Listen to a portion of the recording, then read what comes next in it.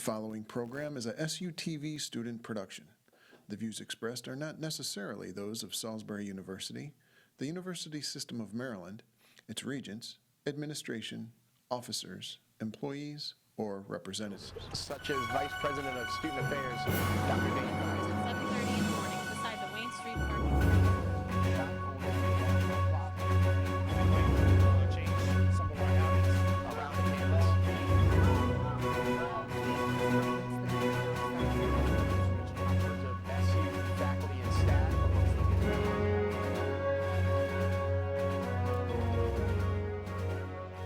Good evening. We begin tonight's broadcast with SU's recent trip to Annapolis. The university is constantly fighting budget cuts and competing with other USM schools for funding. SU Day gives the university an opportunity to speak with legislators that have the power to address these economic concerns. This past Thursday was SU Day, an opportunity for SU's administration and other stakeholders to remind lawmakers in Annapolis that SU is still here on the shore and to update them on new projects and initiatives going on at the school. Per tradition, the day kicked off with Dr. Janet presenting a member of the Maryland General Assembly with the Hargraves Award. This year's recipient, Senator Ed Casemeyer, spoke about Salisbury's economic contributions to the community during his acceptance speech. Your institution has put almost $500 million back in the local economy and is responsible for about 3,300 jobs. $80 million in taxes. And after Senator Casemeyer was presented with the Hargraves Award, Dr. Janet and others from the Salisbury delegation made their way to the House Office building to provide testimony before the House Appropriations Committee. Obviously, at Salisbury University, we're all very proud. We believe we are a leader in efficient and effective higher education resource management and results. And as the state looks to to boost its completion rates while maximizing resources, we believe that we are important players in that effort. The president emphasized the impact that the amount of money allocated to the university will have on the students, faculty, and staff. It's also an opportunity to say, wait a minute, you know, we need a greater share of the higher ed pie. Most importantly, however, is that we need additional funding in our base operating funds to be able to hire people to staff the new academic commons. Local government officials also made their way to Annapolis and spoke to the committee about the university's impact on the area. We represent a mayor, a city council, a university president, a chamber of commerce, and I believe county leadership that is on board together, recognizing the value of this institution, the impact of higher education, and the impact of the young graduates of Salisbury University on the future of Salisbury. And I'm not talking about just the next, 3 years, 4 years, 8 years. I'm talking about the entirety of our economic future. It's all wrapped up in what we're doing in this institution right now. We look forward to the continuing relationship between the city, especially in trying to attract and retain the jobs for those graduates of SU. And with a budget decision coming down as soon as next week, administrators are surely keeping their ear to the ground waiting to hear from Annapolis. And the school recently announced they'll be allowing tailgating near Siegel Stadium at the beginning of next year's football season. Tonight, Aaron McHale gives us a look at how the school came to that decision and what it means for students.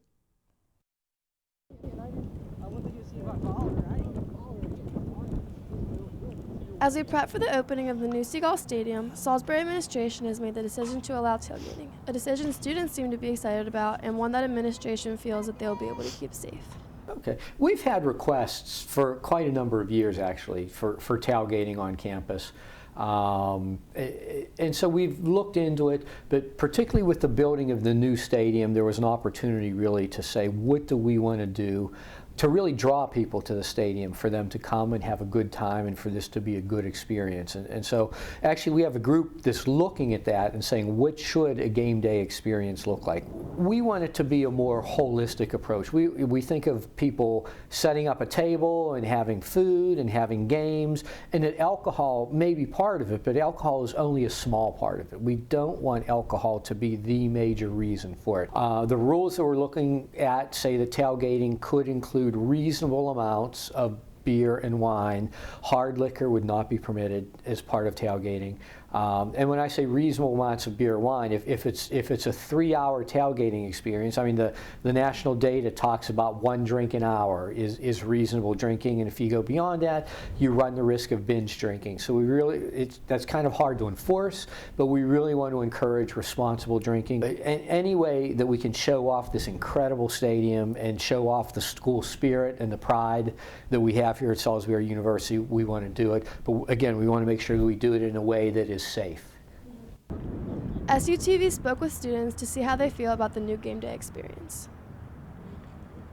Drinking might be an issue, but I definitely think that's something that the school can work together to handle. I definitely think I would go to them more if there was tailgating, because it would just be a lot of fun to hang out with friends, especially like at the football games where it's nice out and you just get to be outside. And SU athletics is big here. We have a lot of programs that would be good to market and promote because they're really good here. And just to get the environment and get like the campus, the community, get everybody involved, it'd be great. And this is a spot that, starting with the 2016 football team, Salisbury University will allow tailgating. They hope to attract more alumni and students to athletic events. For SUTV, I'm Erin McHale. Thank you for that reporting, Aaron. This week, the Middle States Commission on Higher Education was on campus to meet with members of the SU community to ensure that the university is meeting certain standards and to evaluate and provide suggestions for moving forward. SUTV's Sarah Wood has more on the Middle States visit for us tonight. This past week, the Middle States Commission on Higher Education came to meet with faculty, students, and the administration to discuss SU's policies, services, and more. SUTV spoke to students and administration about the visit and what they hope to see as a result. There was a number of different students that spoke about a number of different issues, whether it be inclusiveness or diversity or other things. For me, that all kind of comes under the umbrella of shared governance, being able to tell our administration and tell our faculty and staff that those things are important to us as students and have them listen and actually implement them. Middle States takes the feedback from students very seriously, and Middle States will share any feedback that the students gave with us so that we can take that and continue to improve on how we do business here. And students are why every faculty member, administrator, and staff member is at this institution, is to improve student success. And students should never be afraid to share their opinion about how the institution can continue to grow. A common thread brought up before the commission was faculty workload, something noticed by both administration and grad students. Honestly, I think that a majority of the meeting didn't say much. I do think that the faculty are often given too many tasks and just aren't applauded enough. But at the same time, I think that the school needs to be held accountable for the lack of actual action as far as diversity, eliminating discrimination and exclusionary practices. I've been here for a long time. I've seen a lot of things, and I think it shows a real disconnect between the people who have influence in our university and the students that pay a lot of money to go here, and it's really important to them to feel like they're heard. Administration is aware of faculty workload. I've participated in a few what we call academic program reviews where we get feedback from individual departments, and we sit down with the chairs, the deans, and the provost. So the 4 of us sit down, and 3 of those 4 specifically commented on the faculty are doing above and beyond. So they're doing overloads, they're doing mentorship, they have no time to do anything else. And so when we institute a new initiative or a new program, they're not sure we can do any more. So we've heard the message. It was not included in the Middle States report this morning, but I think it's worth noting that we already know faculty are overworked. I think the provost is trying to provide supports and incentives, decrease workload by maybe hiring additional what we call adjunct faculty, part-time and full-time. Last year, searches were frozen based on budgetary concerns or the state budget. This year, searches were started up again, so that would mean more faculty would be coming to campus to help out, especially in understaffed departments with overloading majors, right? For SUTV News, I'm Sarah Wood reporting. And on Monday, the men's basketball team learned that they earned a spot in the NCAA Division III tournament after a tough loss over the weekend in the CAC title game. For more on that, we go to SUTV's Lee Matthews. Salisbury men's basketball went through a roller coaster of emotions through the weekend and into Monday. After losing to Christopher Newport by 1 point in overtime, they received the news that the NCAA Selection Committee gave a position on the D3 tournament bracket to Salisbury. The decision was finalized Monday afternoon while the team waited anxiously in Fireside. SUTV caught up with several players and the head coach to get their reactions on this past game and the future series of events. The main reason why is we could have been hosting the first round of the tournament here, and it would have been great for our fans to see us one more time at home, and especially for the 6 seniors that would never play on this court again at home. I thought that we had a high chance of making it anyway, just about what we did this whole season, but I'm not gonna lie, I was a little bit worried at first. In terms of getting there, not just, just being satisfied to be there, but, culminating from getting the job in June and getting through the preseason and going through our regular season. It's good for the 6 seniors to go out. Very exciting that a lot of us seasons will still be going on, especially like I keep saying the 6 seniors, like we still able to play and we got another shot at it. It means a lot, senior season, going into it. It's my last go around in college basketball, so I'm making the best of it and hopefully continue to see all the way to the championship. So this is really big for me. That means a lot. That's the standard the program is going to be held to every year, so we're just going to try to win as many games as possible. With a long way to the top before the final buzzer, the SU men's basketball team still has their work cut out for them. This is Lee Matthews reporting for SUTV Evening News. Thanks, Lee. And now Scott Purdy gives us a look at the weather. Scott? Yes, Eli. So we've got a chilly weekend coming ahead of us, but don't let that fool you. We've got some warm weather coming next weekend. Let's talk about it. Current conditions are 39 degrees. The clouds are pretty thick. That high 63, don't let that fool you. That was at 1 a.m. before the cold front moved through. It only reached about 45 at noon, and we will hit 30 before midnight comes. The winds are backing out of the northwest. It was quite blustery earlier today, but it's going to die out throughout the night. Let's take a look at what we have coming. This low pressure system is going to track across the country quickly. Tomorrow afternoon, it will cloud up after you see a clear morning. And when those clouds come in, we will see some snow. What's going to happen, that wind's going to come out of the east quickly right after the snow begins, and we're going to turn right back to rain with very little accumulations. Tonight, it's going to be cold, 27 degrees, mostly clear. Those northwest winds are backing out 4 to 12 miles per hour. If those winds die out more, it might get colder. We could see in the low 20s. Tomorrow, though, it's going to be cold and dreary. Wintry precip is possible. We're probably going to see snow before switching over to rain. We've got a high 41, low 27. We've got the winds switching out of the southeast. That's what's going to change the snow right back to rain. Looking into the extended forecast, Saturday, we've got a strong low pressure system off to our coast. This northeast flow, that's going to cause some big waves. If you like to see the rough ocean, go check it out on Saturday, even though it's not going to be that warm. Sunday, though, the low pushes off more. We have a light low forming over top of the North Carolina coast. That's going to bring us some clouds, maybe a few sprinkles, but I wouldn't break out your rain jacket for it. Going on to Monday, we're going to see high pressure dominate. The southwest track is going to push warm air from the Gulf. As that high moves offshore on Tuesday, the southwest flow will continue. You can see this warm front pushing through. We're going to see high to mid 60s, and that's going to bring some real close to spring temperatures. Taking a look at the 7-day, we've got dreary day tomorrow, wintry precip come tomorrow night and overnight on Friday. Then the weekend, it's going to be chilly, some winter days, some clouds, and it's going to be in the 40s. And then spring is moving in throughout the week as we see some 60s start to appear. Thank you. Back to Eli. Thanks for that, Scott. If you're a student and you're interested in running for a board position in the student government next year, the last chance to attend an elections interest meeting will be tomorrow at 5 p.m. in Purdue Hall 149. You must attend at least one of these meetings if you wish to seek a seat on the SGA's executive board next year. Earlier today, I sat down with Matt Beers, a libertarian seeking the 1st District congressional seat currently held by Andy Harris.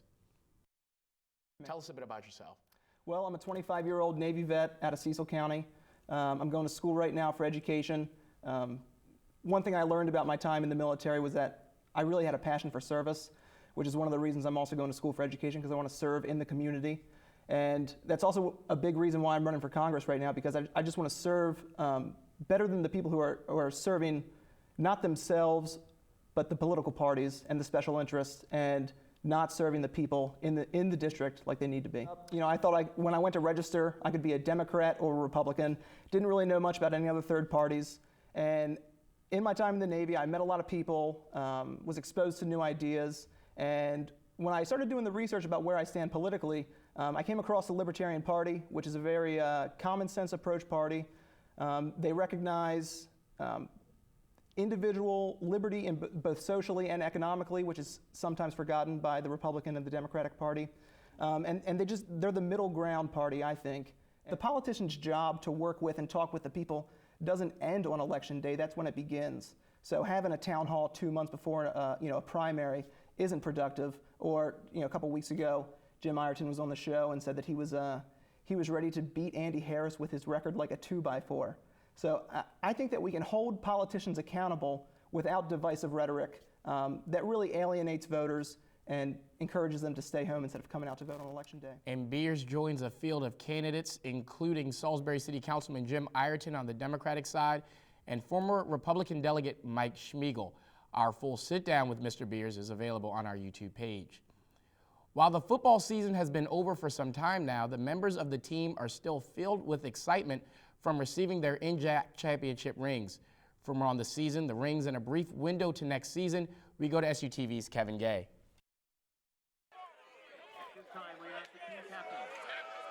With a 7-2 record last season, Salisbury football made their mark in their inaugural season in the New Jersey Athletic Conference. In the final game of the regular season, the team hosted the division championship and the annual Regents Cup against state rival Frostburg. The Gulls went on to come back and beat the Bobcats 28-27 on their way to hoisting the cup over their heads for the 12th straight time. The win also meant an automatic bid into the NCAA tournament. We spoke to members of the team to talk about the season. I've been doing this for quite some time, 30 years as a college coach, 17 years here at Salisbury University. And we've had conference championships and we've done some positive things, but it was something about this team. I'm not sure I still don't know what it is. I think the highlight of the season was losing the first game, how close it was. We lost with about 20 seconds left, ball on the 1-yard line. And as a team, it was just something that we couldn't finish. And I think that was a highlight that woke us up for the rest of the season.